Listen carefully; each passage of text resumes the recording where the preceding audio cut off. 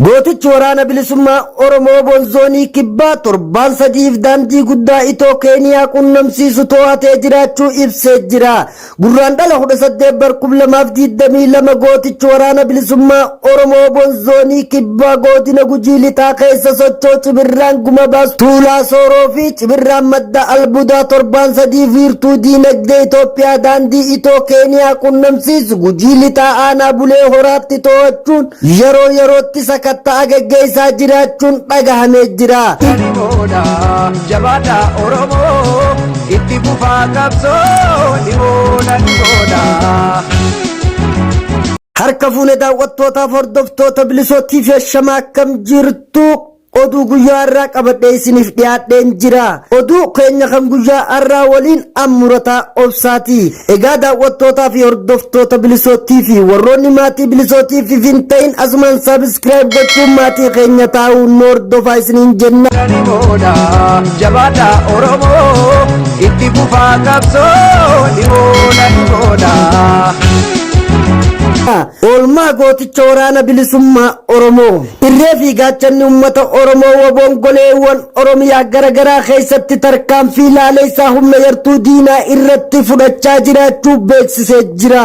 Gootichi waraana bilisummaa Oromoo Bonzoonii Kibbaa torban sadiif daandii guddaa itoo Keeniyaa qunnamsiisu to'atee jiraachuu ibsee jira. Gurraandhala 18/2022 gootichi waraana bilisummaa Oromoo Bonzoonii Kibbaa godina Gujii Lixaa keessa socho'u Cibirraan Guma Baas Tuulaa Sooroo fi Cibirraan Madda Albuudaa torban sadii wiirtuu diinagdee Itoophiyaa daandii itoo Keeniyaa qunnamsiisu Gujii Lixaa aanaa Bulee Horaatti to'achuun yeroo yerootti sakatta agaggeessaa jiraachuun dhagahamee jira. Irree fi wabiin saba Oromoo waraanni bilisummaa Oromoo Cibirraan Sulul Mogor Buttaan imala gara Finfinnee injifannoo boonsaas galmeessee jiraachuus ifoomsee jira. Gurraandhala 17/2022 jajjabee waraana bilisummaa Oromoo Lixa Shaggar ona abbummaa Gidambar ganda Gaaggoo Osoleetti gurraandhala 16/2022 waaree booda sa'aatii 8 hanga sa'aatii 11 tarkaanfii laaleessaa fudhateen waraana gooleessituu PP daaraa taasisee jiraachuus ifoomsee jira. Waraanni PP sakatta'aa fi uummata dararuuf guyyaa kaleessaa gandoota baadiyyaa keessa deemuun mana uummataa gubaa qabeenya balleessaa turte galma isii irratti waraanni bilisummaa Oromoo haleellaa laaleessaa irratti fudhateen haleellaa kanaan injifannoo boonsaa kan galmaa'e yoo ta'u gama meeshaatiin bireemii 3 snaapper tokko qawwee AKM haarawa dhufe 60 ol rasaasa diishqaa sanduuqa 7 rasaasonni bireemii fi AKM 1000 lakkaa'aman mooraa qabsoo bilisummaa Oromoof galii gochuun injifannoo cululuqaa galmeessee jira. Waraanni PP 250 ol taatu keessa 50 ol madoon namoonni 117 kan ta'an du'aan adabuun warreen lubbuun hafan fiigichaan kan baqatte ta'uu maddeen achirraa arganne ifoomsee jira. Lola kanaan kan aaree waraanni faashinistiin PP namoota nagaa 9 yoo ajjeesu manneen uummataa hedduus gubuun beekamee jira.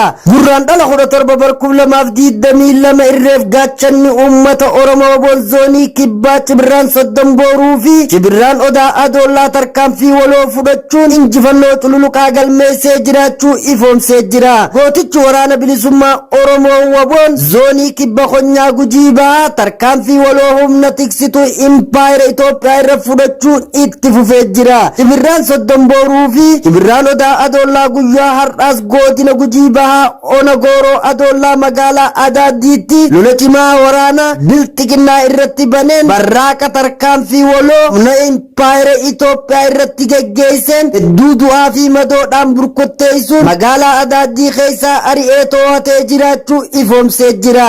Itti fufuun irreef gaachanni uummata Oromoo Bonzoonii Kibbaa Cibirraan Odaa Adoolaa Konyaa Gujii Bahaa keessa socho'u aanaa Gooroo Adoolaa magaalaa Harqalloo keessatti gurraandhala 8/2022 sa'aatii 12 irraa eegalee haleellaa ciccimoo humna maafiyaat irratti fudhateen hedduu hedduu isii daareessee jira. Lolli kunis lola kallattii afuriin geggeeffame yoo ta'u kallattii afuriinuu itti marsee buttaan gooroo Adoollaa humni furgaatuun magaalaa Harqoollaa keessa rasaasa akka bokkaa itti roobsuun abdii kutachiisee jiraachuun ifoomee jira. Itti fufuun gootichi waraana bilisummaa Oromoo Waboon zoonii bahaa tarkaanfii laalessaa humna diinaa irratti fudhateen humna diinaa hedduu daaressuudhaan injifannoo boonsaa galmeessee jiraachuun dhagahamee jira. Egaa daawwattootaa fi hordoftoota Bilisoo TV sagantaan oduu keenya har'aaf qabannee isiniif dhiyaanne asirratti goolabamaa. Sagantaalee birootiin hamma walitti deebinutti Bilisoo TV share like subscribe gochuudhaan hordofuu hin dagatinaa isiniin jenna.